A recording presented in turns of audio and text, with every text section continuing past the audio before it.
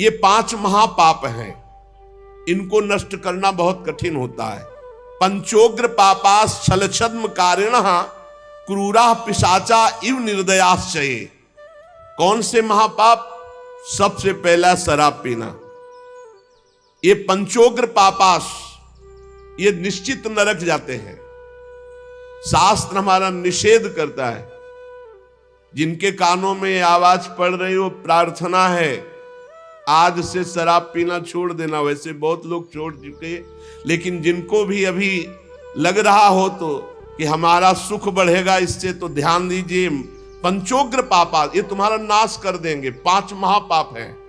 पहला है मदिरापान, शराब पीना, और दूसरा है ब्रह्म ऋषि की हत्या कर देना, तीसरा है किसी के स्वर्ण की चोरी कर लेना, चौथा है दूसरे की पत्नी के साथ व्यभिचार करना, गुरु पत्नी गामी, गुरु की पत्नी के साथ व्यभिचार करना, और पांचवा है विश्वासघात कर देना।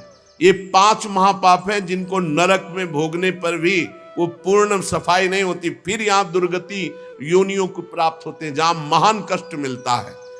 ऐसे 5 महापाप करने वाले, मदिरापान, ब्रह्म ऋषि की हत्या करने वाला, स्वर्ण की चोरी करने वाला, गुरु पत्नीगामी, पराई स्त्री से व्यभिचार करने वाला और विश्वासघाती, ये 5 महापाप हैं जो नरक भोगना पड़ता है।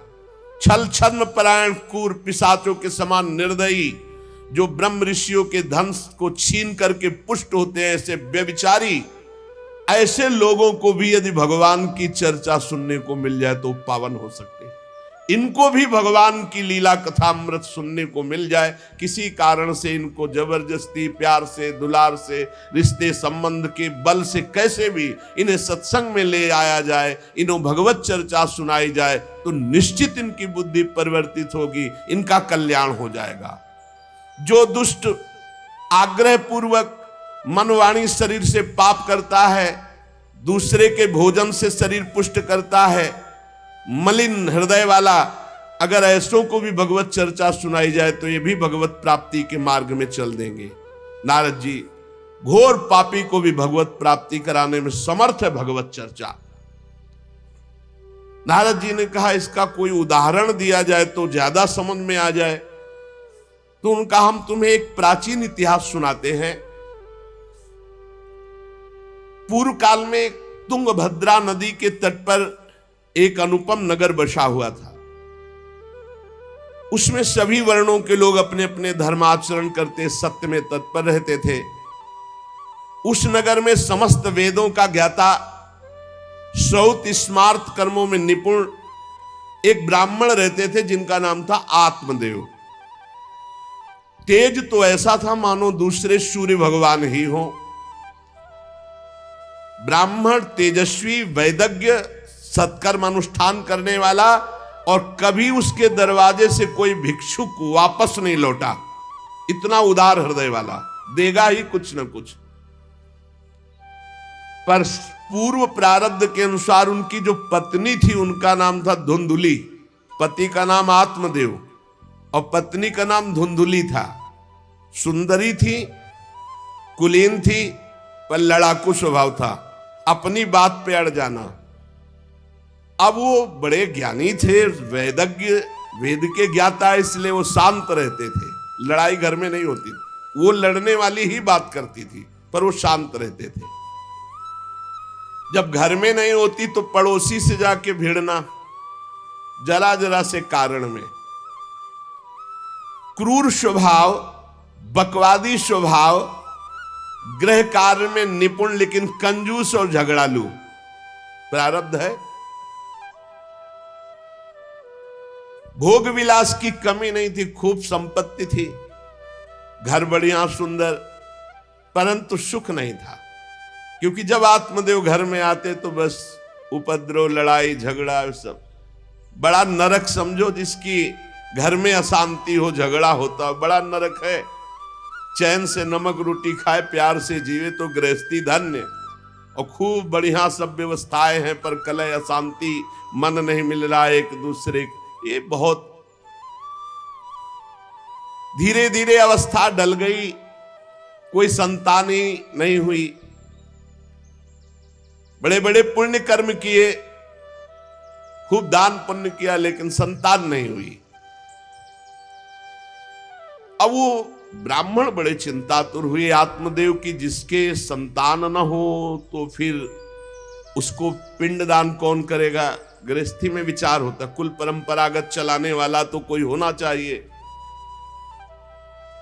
अब वो बड़े चिंतातुर हुए, हर उपाय करके हार गए थे। तो एक दिन उनके मन में आया कि एकांत जंगल में चलते हैं और अपने प्राणों को त्याग देते हैं, क्योंकि घर में जाओ तो कलह है, न कोई संतान है। अब क्या सब कुछ करके देख लिया, बुढ़ापा आ रहा है, पुत्र तो हुआ नहीं, तो कम से कम पुत्र होता तो कुल परंपरा चलाने। अब क्या, वो ऐसी भावना में थे कि जीवन व्यर्थ है, जंगल को चल दिए। उधर एक सरोवर में प्यास बुझाने के लिए एक महान संत आ रहे थे। जब कोई धर्मात्मा पुरुष दुखी होता है तो भगवान अव्यक्त रूप से संतों से मिला देते हैं। वो सन्यासी महात्मा थे। ब्राह्मण देखा कि वो जब जल पी चुके तो जाके साष्टांग दंडवत किया, शास्त्रों का ज्ञान था, हाथ जोड़कर खड़े हो गए। तो कथम रोदसी विप्रत्वम काते चिंता बलियसी वदत्वम संवत सत्वरम मह्यम स्वस्य दुखस्य कारणम। ये लंबी लंबी सांसें खींच रहे हो, उदास खड़े हो, दुखी दिखाई दे रहे हो। देखने से तो लगता है कि तुम ब्राह्मण हो, क्योंकि तेजस्वी हो। क्या चिंता है तुम्हारी जो तुम जल्दी जल्दी श्वासें खींच रहे हो लंबी और दुख प्रकट कर रहे हो। ब्राह्मण ने कहा, महाराज आखिरी उपाय आप हैं। वैसे तो मैं बताऊं, अपने जीवन से निराश हो चुका हूं। आपको देखा तो आशा बन गई। पूर्व जन्म का कौन सा प्रारब्ध मुझे पता नहीं, पर संतान योग नहीं। अब मेरे पितर गरम गरम आंसू चिंता जनित छोड़ रहे हैं, क्योंकि पिंडदान करने वाला हमारे कुल में कोई नहीं रहा, संतानें नहीं उत्पन्न हुई। बहुत दुखी हो गया हूं। सही बताऊं, मैं आम प्राण त्यागने आया हूं जंगल में। मेरा मन मुझे धिक्कारता है कि तुम्हारा सब कुछ बेकार जब संतान नहीं। और यहां तक कि मैं जिस गाय को पालता हूं वो भी बछड़ा नहीं देती, वो भी बांझ हो जाती है। यहां तक कि जो पेड़ लगाता हूं उसमें भी फूल फल नहीं आते। कितना मैं दुर्भागी हूं, बड़ा भागा हूं। अब मैं अपने प्राण त्यागने आया हूं। और फूट फूट कर रोने लगे। संत का हृदय बड़ा करुणा में होता है। संत चाहे तो नवीन प्रारब्ध तत्काल रच सकते हैं, क्योंकि भगवान के भजन में अपार सामर्थ्य है। उन्होंने अपनी दिव्य दृष्टि से देखा, कहा, आत्मदेव ब्राह्मण, पुत्र का मोह तो छोड़ दो, आप विवेक का आश्रय लो, भजन करो। मैं तुम्हारी रेखा को देख रहा हूं, एक जन्म नहीं 7 जन्म तक कोई संतान है ही नहीं। देखो, संतान के पीछे मत पड़ो। राजा सगर, महाराज अंग, बड़े बड़े संतान में बहुत दुख भोगे हैं। अब तुम भजन करो। जंगल में निकल आए, भजन करो, संतान की आशा छोड़ो। ब्राह्मण ने कहा कि मुझे उपदेश नहीं, ये उपदेश नहीं, सब पढ़ा हूं, मुझे पुत्र चाहिए, पुत्र दो, नहीं मैं आपके सामने अभी प्राण त्यागता हूं, मुझे पुत्र चाहिए। ब्राह्मण का ऐसा आग्रह देख करके सन्यासी जी ने कहा कि देखो, विधाता के लेख को कोई मिटा नहीं सकता। चित्रकेतु का चरित्र पढ़ के देख लेना। दैव जिसके उद्योग को कुचल देता है वो सफल नहीं होता। तुम्हें पुत्र सुख नहीं है। उन्होंने कहा, फिर हम कह रहे हैं बस अब पुत्र का आशीर्वाद दे ही दो, नहीं तो प्राण त्याग देंगे आपके सामने। सन्यासी जी ने देखा है तुम मानने ही वाले नहीं। उन्होंने योग बल से एक फल प्रकट किया, तपोबल से, और कहा, लो, योग तो नहीं तुम्हारे पुत्र का, पर मैं ये फल देता हूं, अपनी पत्नी को खिला देना, इससे बड़ा ज्ञानी महात्मा पुत्र पैदा होगा। तुम्हारी स्त्री 1 साल तक सत्य, शौच, दया, दान, ब्रह्मचर्य का पालन करे, एक टाइम अन्न खाए, तो और ये फल पाने के बाद 1 वर्ष के बाद ऐसा महापुरुष प्रकट होगा जो तुम्हारा कल्याण भी कर देगा, तुम्हारे पितरों का भी उद्धार कर देगा। वो योगी राज सन्यासी फल दिए। अब तो आत्मदेव बड़े प्रसन्न हुए क्योंकि कामना पूर्ण हो गई। फल लेकर आए। धुंधुली उनकी पत्नी थी जो लड़ाकू स्वभाव की, बड़ा क्रूर स्वभाव, दुष्ट स्वभाव, वैसे ही क्रूर स्वभाव था।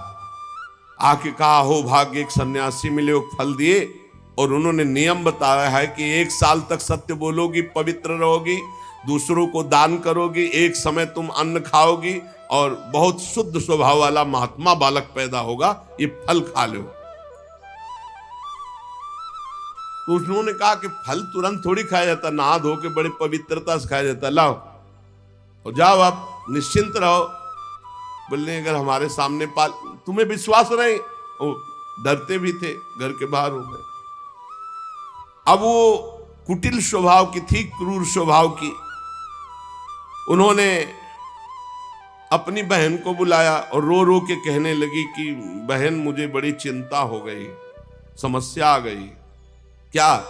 बोले पंडित जी जो ये फल लाए हैं, फल से गर्भ रह जाएगा। पहले तो नियम बता गए हैं कि 1 साल तक झूठ नहीं बोलना, पवित्र रहना है और दूसरों को दान देना, एक समय अन्न खाना है। अब हम तो बड़ी भयभीत हैं कि जब पेट में गर्भ बढ़ेगा तो भोजन कम हो जाएगा, पेट बढ़ेगा तो भोजन कम हो जाएगा। ये तो मैंने कर नहीं सकती क्योंकि 3 बार तो हमको अच्छा भोजन चाहिए, पंडित जी का 1 बार खाना, ये तो हो नहीं सकता। अच्छा, गर्भ बढ़ा, पेट बढ़ा, खाया पिया जाएगा नहीं, बहुत परेशानी उसमें लगेगी। और कहीं दैववश से अगर डाकू आ गए तो भाग भी नहीं पाऊंगी। चलो डाकू ना आए, कहीं आग लग गई घर में, तब तो हम जल के मरी जाएंगे क्योंकि गर्भ पेट में, ये तो हमसे नहीं। और फिर गर्भ निकलते समय सुना बहुत कष्ट होता है, ये सब हमसे नहीं होने वाला। देखो, एक क्रूर स्वभाव की नकारात्मक सोच। और कहीं प्रसव काल में गर्भ टेढ़ा हो गया तो हम तो मरी जाएंगे, ये तो हमसे नहीं होगा। अगर गर्भ हमारा बड़ा होने लगा और घर में ननद आ गई तो सब माल मता समेटती रहेगी, हम तो कुछ लड़ ही नहीं पाएंगे क्योंकि लड़ने लायक नहीं रहेंगी। ये सब विचार करके उसका, ये सब हमसे नहीं होने वाला। तो उनकी बहन ने कहा, सोच क्यों करती हो? ठीक इसी समय हमें अनुभव हुआ है 2-4 दिन में, इसी महीने में, कि हमारे पेट में है, तुम हमारे पति को धन दे देना और गर्भवती का नाटक करो, और जब हमारे बच्चा होगा हम तुम्हारे यहाँ पहुंचा देंगे, और हम अपने यहाँ शोरगुल कर देंगे, बच्चा मर गया, कौन देखने आता है, और पति को पैसा दे देना। हाँ, ये तो बढ़िया बात रही, बढ़िया विधान बन गया, जैसे को तैसे मिले तो बढ़िया विधान बन गया। तू गर्भवती का नाटक कर आज से कि फल पा लिया और मैं गर्भवती हो गई, मैं अपने बालक को मरा घोषित कर दूंगी, और ये जो फल लाए हैं इसकी परीक्षा के लिए जो गऊ है उसको उपवा दो। जैसा उनकी बहन ने कहा था वैसे धुंधुली ने सब कर दिया। देख लो, कहा था स्वामी जी ने तुम्हारे 7 जन्म बालक नहीं, तो देखो बुद्धि कैसी खराब हुई, गाय को पवा। अब जब उसकी बहन के पुत्र हुआ तब तक वो कपड़ा पड़ा पेट में लगा के नाटक करती रही होगी कि हमारे गर्भ है। फिर एकदम घोषणा कर दी जब वो पुत्र रातों रात पहुंच गया कि हमारे संतान हो गई। उसके पिता को अच्छा धन दे दिया, वो धुंधुली को ला करके बहन का बेटा दे दिया। आत्मदेव तो बहुत आनंद हो गए, जानी न जाए नारी गति भाई, उनको क्या पता कि घर में क्या रहस्य हुआ। वो तो बहुत सुखी हो गए कि संत भगवान के द्वारा दिए हुए फल से हमारे पुत्र हो गया। बड़ा आनंद, बड़ा उत्सव मनाया, बालक के जात कर्म संस्कार कराए, खूब दान पुण्य किया, मांगलिक कृत्य किए। धुंधुली ने अपने पति से कहा कि पता नहीं क्या कारण मेरे वक्षस्थल में दूध तो है नहीं, और अभी नया बालक है, बिना मां के दूध के जीवित नहीं रहेगा, तो हमारी बहन के बालक हुआ था, पधार गया है, उसको बुला ले क्या? अरे उन्होंने कहा बिल्कुल बुलाओ, हम और पैसे देंगे, स्वागत करेंगे, हमारा बच्चा पुष्ट होना चाहिए। बहुत बुद्धि लगाते हैं क्रूर स्वभाव के लोग, कैसा एकदम फिट कर लिया विधान।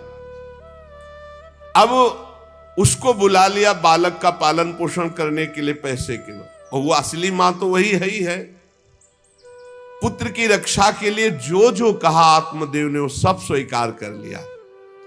3 महीने इस बालक के व्यतीत होने के बाद, उन्होंने कहा था 1 साल बाद होगा, 3 महीने व्यतीत होने के बाद गौ के बच्चा हुआ मनुष्याकार, केवल कान गौ के, पूरा मनुष्याकार, सर्वांग सुंदर, दिव्य तेजोमय, स्वर्ण की सी कांति, क्योंकि वो योगी के तप का। ब्राह्मण देवता नाच पड़े कि भगवान जब दिए तो कितना आनंद, घर में भी बच्चा और गौ के भी बच्चा ही हुआ। खूब संस्कार करके मंगल दान, बड़े प्रसन्न हैं। सब लोग कहते आत्मदेव का देखो कैसा भाग्य बदला कि घर में भी पुत्र हुआ, गौ के भी पुत्र हुआ, बछड़ा नहीं, केवल कान भर। कैसे आश्चर्य की बात, दिव्य बालक उत्पन्न हुआ। पर इस गुप्त रहस्य का किसी को पता नहीं। आत्मदेव ने देखा कि बालक पूरा मनुष्याकार, केवल कान, गाय के तो नाम रखा गोकर्ण। और धुंधुली ने किसी शास्त्रीय पद्धति से नहीं, अपनी पद्धति से, हमारा नाम धुंधुली तो हमारे लड़के का नाम होगा धुंधकारी, उसका नाम रखा धुंधकारी। कुछ काल व्यतीत हुआ, दोनों जवान होने लगे। गोकर्ण में पूर्ण वैदिक सिद्धांत, धर्म पूर्वक, बड़े ज्ञानी महात्मा, और धुंधकारी पूर्ण दुष्ट। शौचाचार का तो नाम भी नहीं था पवित्रता का धुंधकारी में। खान पान पशुओं वाला, क्रोध नाक में चढ़ा, गंदी वस्तुओं से प्यार करने वाला, बहुत ही गंदा स्वभाव। चोरी बचपन से, द्वेष, पीट देना, लड़ाई करना, ये उसका चलते स्वभाव। दूसरों के खेती में आग लगा देना, घरों में आग लगा देना, गौशाला में आग लगा देना। जैसे किसी का बालक खेल रहा है, आसपास देखा कोई, उठाया कुएं में फेंक दिया, बड़ा दुष्ट स्वभाव। और बड़ा हुआ हिंसक स्वभाव, अस्त्र शस्त्र धारण करके, जैसे कोई अंधा जा रहा है तो आओ बाबा तुम्हें रास्ता बता दो, कुएं में जाके ढकेल देता। बहुत ही गंदा स्वभाव, दुष्ट स्वभाव। अब वो शिकार करने लगा पशुओं का और मांस खाने लगा। जहां आत्मदेव कितनी पवित्रता से, वहां दुष्ट कितना। अब धीरे धीरे व्यभिचार करने लगा, वैश्याओं से संपर्क रखने लगा। संपत्ति थी ही, सारी संपत्ति वैश्याओं को। एक दिन पिता ने कहा आत्मदेव ने कि तुम्हारे आचरण इतने आसुरी प्रभाव के, हमें लगता है कि तुम हमारा सर्वनाश करने के लिए प्रकट, ये क्यों करते हो? तो खूब गिरा गिरा के मारा आत्मदेव को। सन्यासी की बात अब याद आई कि तुम्हारे भाग्य में पुत्र सुख नहीं है, खूब मारा आत्मदेव को। जब इतनी जोर से मार रहा था तो थोड़ी तो दया आई कि पति है, बचा ले। तो धुंधुली गई, तो फिर धुंधुली की दम जम के पिटाई की। अब वो तो राक्षसी स्वभाव, और घर के जितने जेवर बर्तन सब उठा के बेच दिए, वैश्यागामी।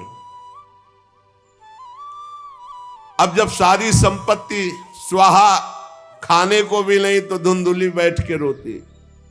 रोना इससे तो अच्छा कि मैं बांझ रह जाती। दुष्टता की ना, पति ने जब तुम्हें एक दिव्य फल दिया था, खाना चाहिए था। मैं कहां जाऊं, कौन मेरा सहयोग करे? बड़ी विपत्ति, बड़ा दुख, न खाने को न पीने को। अतरे दिन पिटाई करता धुंधकारी, आत्मदेव की भी और धुंधुली की भी। पिता बैठ के रो रहे थे। मैं सन्यासी की बात मान जाता तो गोकर्ण जी आए और उन्होंने कहा पिताजी, आप जैसे विद्वान पुरुष को ऐसा शोक करना उचित नहीं। तुम शास्त्र के ज्ञाता हो, तुम्हें चाहिए कि संसार की असारता का तो थोड़ा विचार करना हो। ये दुख रूपी मोह में फंसकर आप एक अज्ञानी पुरुष की तरह रो रहे हो, पिट रहे हो। पिताजी, क्या शास्त्रों में नहीं पढ़ा पुत्र किसका, धन किसका, पत्नी किसकी, शरीर किसका? ये मोह के कारण अज्ञानी जन रात दिन दीपक की तरह जल रहे।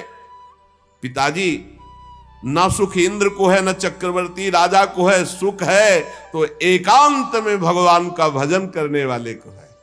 ये देखो गोकर्ण, ये मुंचा ज्ञानम प्रजारूपम मोह तो नरके गति।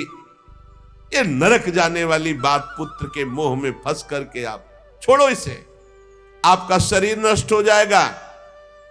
इसलिए मेरी प्रार्थना मानो, आज से निकलो घर से और वन में जाओ, भगवान का चिंतन करते हुए जीवन व्यतीत करो।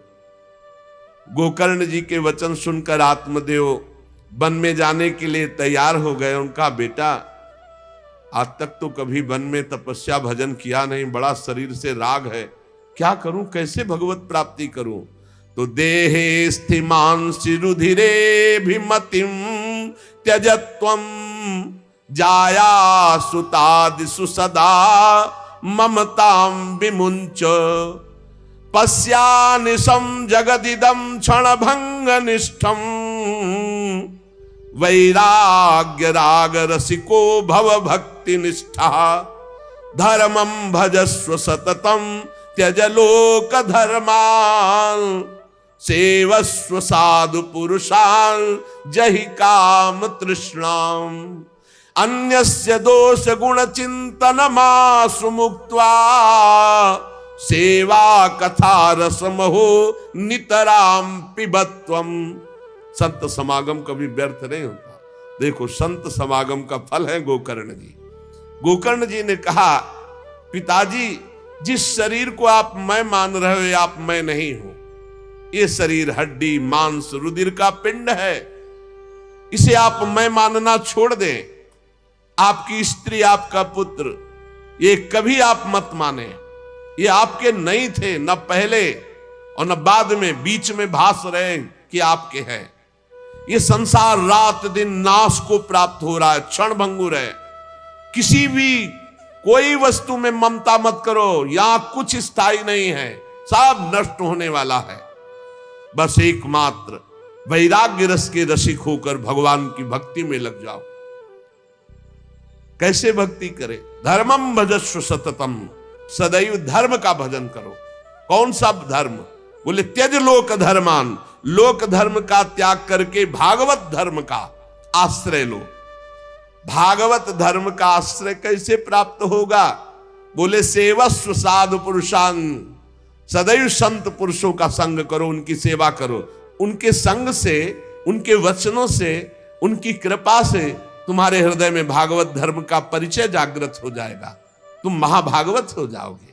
पर संतों का सेवन करने के लिए जो सबसे बड़ा दोष है, काम और तृष्णा, ये नई संतों के पास टिकने देती। इसलिए जही काम तृष्णाम, कामना और भोगे हुए भोगों को जो भोगने की इच्छा, तृष्णा, इनका त्याग करके संत संग करो। और जब संत संग होने लगे तो सावधान हो जाओ। अन्यस्य दोष गुण चिंतन मासु मुक्त्वा, दूसरे के गुण दोषों का चिंतन न करके श्री भगवान का चिंतन करे, भगवान की सेवा करे, भगवान की कथा लीला सुने, तो उसको नित्य भगवत धाम की प्राप्ति हो जाती है।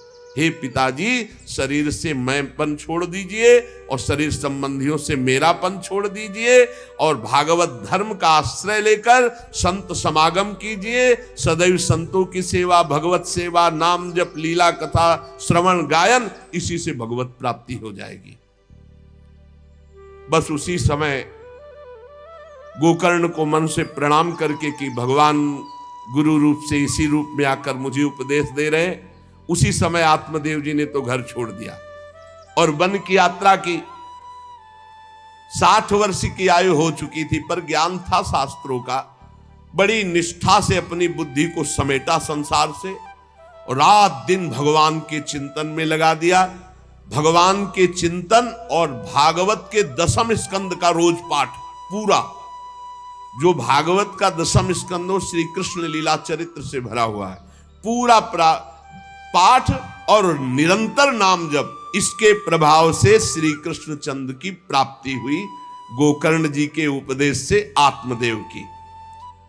अब जब पिता बन को चले गए तो और छूट, वैसे मानता तो था ही नहीं पर और छूट हो गई। अब धुंधकारी ने उठाई लाठी डंडा, जो धुंधुली की डट के पिटाई की और कहा बता धन कहाँ है। अब जितना धन था तो सब ले गया। फिर जलती हुई लकड़ी लुकाठी, उससे बता धन कहाँ है। किसी तरह वो छूट पाई तो भागते हुए जाकर कुएं में गिरकर अपने शरीर को नष्ट कर दिया कि रोज की पिटाई से अच्छा एक बार दुर्गति को प्राप्त हुई। धुंधुली दुर्गति को प्राप्त हुई, पति आत्मदेव श्री कृष्णचंद्र को प्राप्त हुई। योगनिष्ठ गोकर्ण जी ने जब देखा कि धुंधकारी का आतंक बढ़ रहा है तो उन्होंने छोड़ दिया। जो ज्ञानी पुरुष होते प्रपंच नहीं स्वीकार करते, उनको कोई सुख दुख इससे नहीं, उदासीन भाव से तीर्थ यात्रा को निकल गए। धुंधकारी ने 5 वैश्याओं को अपने संग में रखा, सब नौजवान वैश्याएं। अब उनके लिए पशुओं का मांस चोरी करके उनकी मनोकामनाएं पूरी करना। बुद्धि भ्रष्ट थी, आचरण भ्रष्ट थे, क्रूर कर्मा। एक दिन उन वैश्याओं ने कहा कि हमको तो हार नहीं पहनाया आज तक, कामना होती है। अब 5 को हार लाने के लिए तो बहुत रुपया चाहिए। मौत की भी उसको कोई भय नहीं रह गई थी। वो जिसको देखता काट करके जो मिलता धन एकत्रित करके 5 के लिए सुंदर आभूषण हार। अब हिंसा में उतरा जो, तो उसके लिए क्या।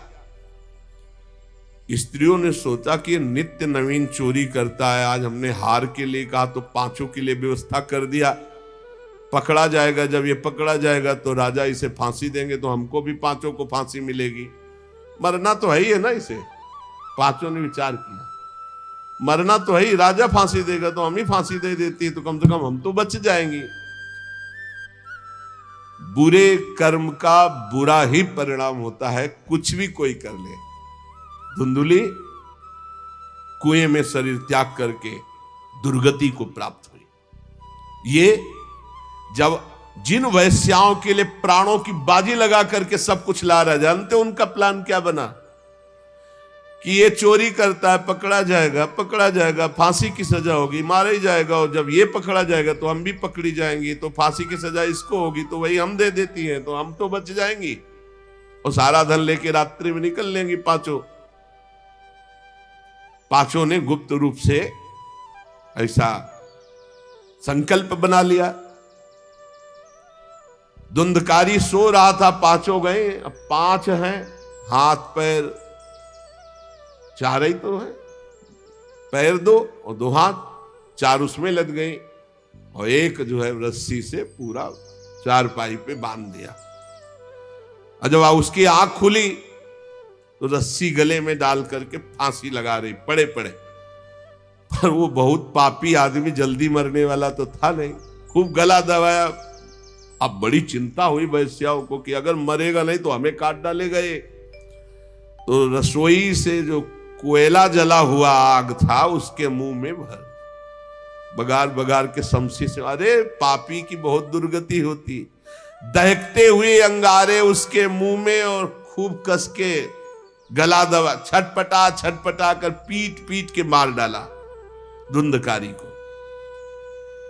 और उसके शरीर को वहीं घर में एक गड्ढा बना के 5 ने गाड़ दिया। और वो सारा माल मता पैसा सब कुछ उनको पता था। स्त्रीणाम नैत विश्वासम दुष्टानाम कारेत बुधा, विश्वासे यह स्थितो मूढ़ा सदुखई परिभूयते।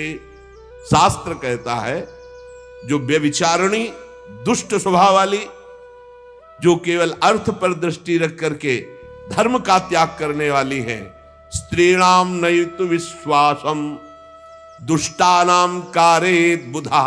ऐसे दुष्ट आचरण, चाहे स्त्री हो चाहे पुरुष, ऐसे दुष्ट आचरण वाले को कभी विश्वास में नहीं, विश्वास पात्र नहीं बनाना चाहिए। और दूसरी बात करें, विश्वासे या स्थितो मूढ़ा सा दुखा परिभूयते, जो विश्वास करेगा अंत में मारा जाएगा, पर विश्वास पक्का हो जाएगा। क्यों? सुधामयम बचो, अमृतमय वचन, विश्वास हो जाए। सुधामयम बचो यासाम कामिनाम रसवर्धनम, हृदय में काम रसवर्धन, हृदयम क्षुरधाराभाम प्रिय को नाम योषिताम। बहुत सावधान, उन दुष्ट स्त्रियों ने बहुत तरह से मार मार करके धुंधकारी, मुंह में अंगारा, गले में रस्सी, मार डंडों से मार मार के मार डाला, बहुत बुरी तरह मारा धुंधकारी को। अब जब दिन में निकलना चाह तो लोग, आज धुंधकारी नहीं देखा, बोले प्रीतम किसी कार्य से बाहर गए हैं, और असर लगाकर पांचों माल मत्ता लेके भाग गए। बहुत सावधान। संघृत्य वित्तम तायाता कुलटा बहुभर्तिका, धुंधकारी बभूवाथ महान प्रेतः कुकर्मतः। जो कई पुरुषों से सहवास करती हैं या कई स्त्रियों से जो सहवास करता है, ऐसा अपवित्र हो जाता है कि उसके छूने मात्र से पुण्य नष्ट हो जाते हैं। फिर तो उनके संग से ही रह रहा था, उसे वैश्या उसे ही कहते हैं। उन वैश्याओं के संग से सारे सुकृत नष्ट हो चुके थे, महान पाप का स्वरूप हो गया था, और वो सब भाग चुकी थी। तो धुंधकारी को भयंकर प्रेत योनि की प्राप्ति हुई, प्रेत योनि, भयंकर प्रेत योनि। अब वो बवंडर रूप, जो चक्रवात जैसे बवंडर देखते हो ना, वो रूप धारण करके दसों दिशाओं में भटकता। और प्रेत को स्वयं से पानी पीने के लिए कोई सुविधा नहीं, ऐसा नहीं नदी के किनारे रह रहा तो पानी पी लेगा, वो किसी को पकड़ेगा तब उसके द्वारा जो उसको पानी पिलाया जाएगा वो उसको मिलेगा। ऐसे पानी नहीं पी सकता, ना कुछ खा सकता है, ना कहीं विश्राम कर सकता है। वो बस हा दई चिल्लाता हुआ, रोता हुआ भटकता है। प्रेत योनि बड़ी भयानक होती है। जब तीर्थ यात्रा करके गोकर्ण जी लौटे तो सुना कि धुंधकारी का लापता और मार डाला गया। तब उन्होंने फिर गया गए और वहां पिंडदान किया धुंधकारी के लिए भी। बड़े महात्मा थे गोकर्ण, श्राद्ध किया और काफी तीर्थों में मंत्रानुष्ठान किया कि इसका कल्याण हो जाए। ये सब करके लौट आए अपने पिता आत्मदेव के घर में। रात्रि में कोई देख ना पावे इसलिए सीधे अपने घर में गए और शयन किया। और वहीं गड़ा था धुंधकारी, प्रेत आत्मा बन के वो मड़रा रहा था। वही प्रेत आत्मा ऐसे को नहीं छूती जो भगवान का भजन करते। देखो, अब जे धुंधकारी ने देखा कि गोकर्ण आए हैं तो उसको तसल्ली हुई कि महात्मा हमारा कल्याण कर देगा। वो प्रकट हुआ, भेड़ा बना। धुंधकारी पहले भेड़ बना बड़ा, और ऐसे गोकर्ण जी ने देखा कि दरवाजा तो बंद था, भेड़ कहां से आ सकता है। तुरंत भैंसा बन गया, तुरंत इंद्र रूप धारण कर लिया, भयावा, प्रिय, ऐसे कई रूप बदल बदल। तब उन्होंने कहा ये विपरीत अवस्था, इसका मतलब ये प्रेत है। क्योंकि ऐसी विपरीत निंदनीय और बंदनीय दोनों रूप धारण कर रहा है, दुर्गति को प्राप्त हुआ प्रेत आत्मा है।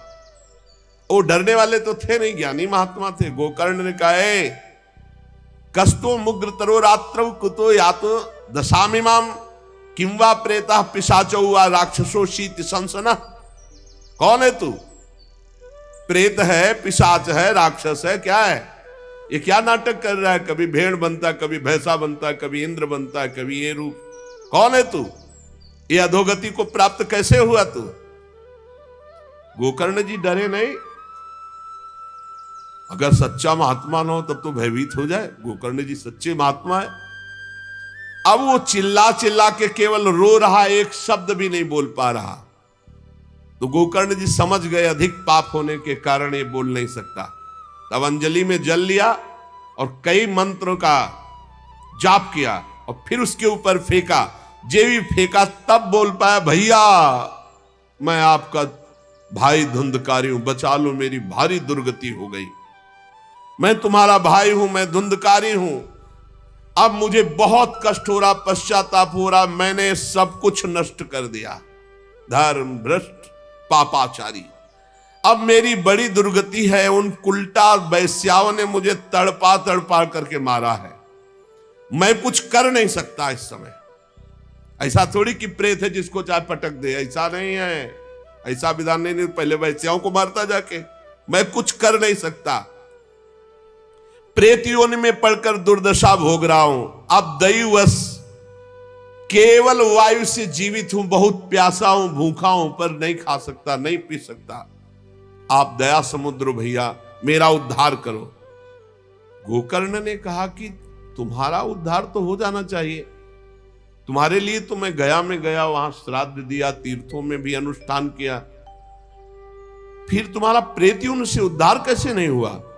तो उनका भैया एक दो बार गया श्राद्ध से मेरा कुछ नहीं होने वाला, बहुत पापी हूं, बहुत बड़े बड़े पाप किए हैं, कोई दूसरा उपाय सोचो, छोटे मोटे पिंडदान से, दान पुण्य से मेरा उद्धार होने वाला नहीं, बहुत स्टॉक है हमारे पाप का। तुमको हम बताएं सैकड़ों बार गया श्राद्ध करो तो भी मेरा कल्याण नहीं हो सकता, ऐसा मैं पापी हूं, कोई दूसरा उपाय सोचो। गोकर्ण जी ने कहा सैकड़ों गया श्राद्ध से तुम्हारी मुक्ति नहीं हो सकती, तो तुम्हारी मुक्ति असंभव है। कहा भैया मैं तुम्हारे चरणों में पड़ा हूं, मुझे मेरा उद्धार करो। तो कहा ठीक है, तुम अभी इस घर से निकलो, कहीं और रहो, हम जब तुम्हें बुलाएं तब आ जाना, जाओ हटाओ, हमारे इस घर से हटो। हटा दिया उनको। गोकर्ण जी की आज्ञा पाकर धुंधकारी बाहर भटक रहा है, रात भर विचार किया कि इसका कल्याण कैसे होगा, जब सैकड़ों गया श्राद्ध से कह रहा उद्धार नहीं होगा। अब जब प्रातः काल हुआ, दरवाजा खुला तो बहुत से विज्ञजन आकर के गोकर्ण जी से मिले। गोकर्ण ने सबसे सलाह की कि क्या हो सकता है, ऐसे ऐसे स्त्रियों ने उनको मारा और वो प्रेत योनि को प्राप्त हुए। जो लोग विद्वान थे, योगनिष्ठ थे, वेदज्ञ थे, उन्होंने कई शास्त्र पाठ आदि की बातें बताई, सबने, पर सही उत्तर नहीं मिला। गोकर्ण जी महान तपस्वी थे। गोकर्ण जी ने प्रातः काल स्नान करके अर्घ दे रहे थे, बोले औरों से क्या पूछना, सीधे सूर्य भगवान से पूछे। मंत्र का उच्चारण करते हुए सूर्य भगवान को स्थगित कर दिया, रोक दिया। बहुत बड़ी मंत्रों में तथा सर्वै सूर्य वाक्यम तन्मुक्तो स्थापितम परम गोकर्णा स्तंभनम चक्रे सूर्य वेगस्य वै, तथा सूर्य की गति को रोक दिया। और तुभ्यम नमो जगत साक्षिन ब्रूहि में मुक्ति हेतुकम। अब हम किससे पूछे, आप ही बताओ। हे जगत साक्षी भगवान सूर्य, धुंधकारी का उद्धार कैसे हो सकता है? आप कृपा करके बताइए कि धुंधकारी की मुक्ति कैसे हो सकती। गोकर्ण की प्रार्थना सुनकर भगवान सूर्यदेव ने कहा, श्रीमद् भागवत महापुराण नियम पूर्वक सुनाओ, निश्चित उसकी मुक्ति हो जाएगी। सप्ताह पारायण 7 दिन में पूरी भागवत श्लोक सहित। सूर्य भगवान की आज्ञा सबने सुनी, गोकर्ण जी ने भी सुनी। बहुत सरल उपाय। गोकर्ण जी ने निश्चय किया मैं स्वयं सुनाऊंगा और उसका उद्धार करूंगा। अब तो कथा का समय निश्चित किया। बहुत से लोग कथा सुनने के लिए वहां पहुंचे। जब सुना कि भगवान की कथा सब पापों का नाश कर देती है, तो बहुत से लोग, पापी पुण्यात्मा जो भी, सबको बैठने की उचित व्यवस्था की गई। एक 7 गांठ का बांस जो सीधा था, आवाहन किया धुंधकारी का और कहा इस पे बैठ जा, तू भी कथा सुन। तो सीधे 7 गांठ के बांस पर धुंधकारी जाकर के बैठ गया, छिद्र में वायु रूप होकर, क्योंकि बाहर कहीं स्थित नहीं रह सकता, चलायमान तो बैठना है।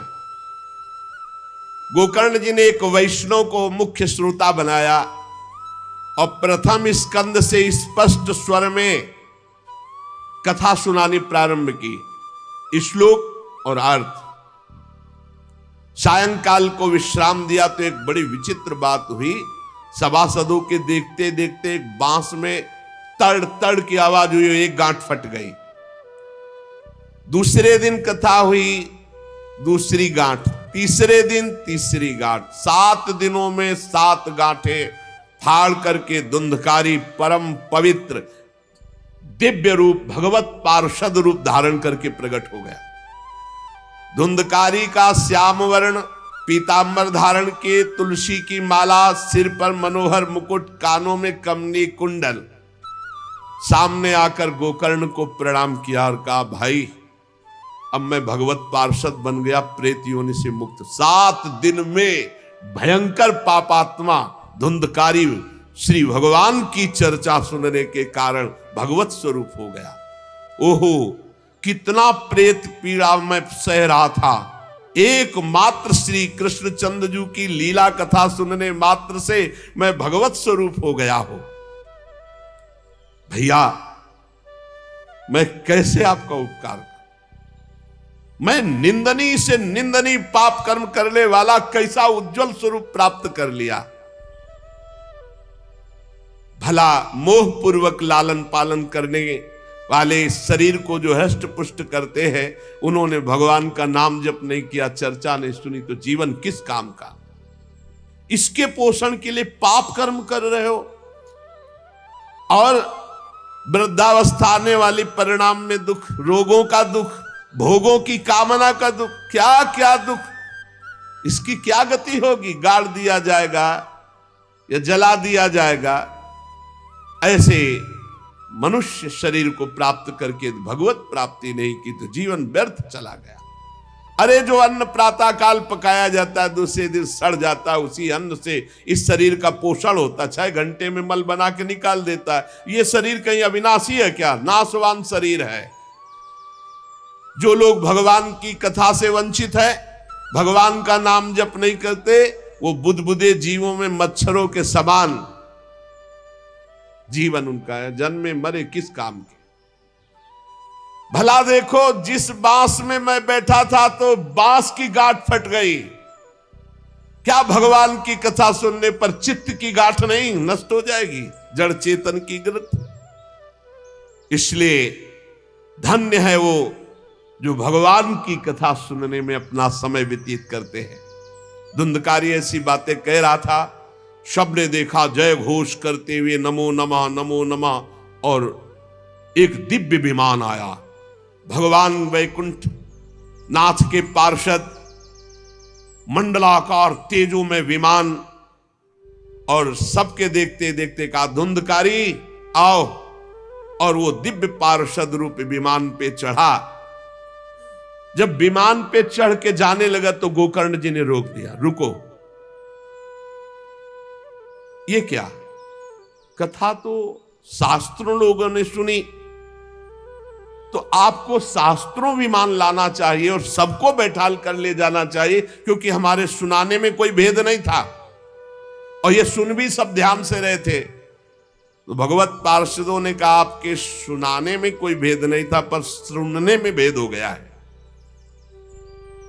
श्रवण भेद हो गया। ये उपवास करके बिना कुछ खाए पिए रात दिन कथा का ही चिंतन करता रहा, मनन करता रहा, इसके कारण इनको भगवत पार्षद रूप मिला जा रहे। और ये कथा सुना भर है, मनन नहीं किया, मनन विषयों का हुआ, इसलिए विमान पे नहीं।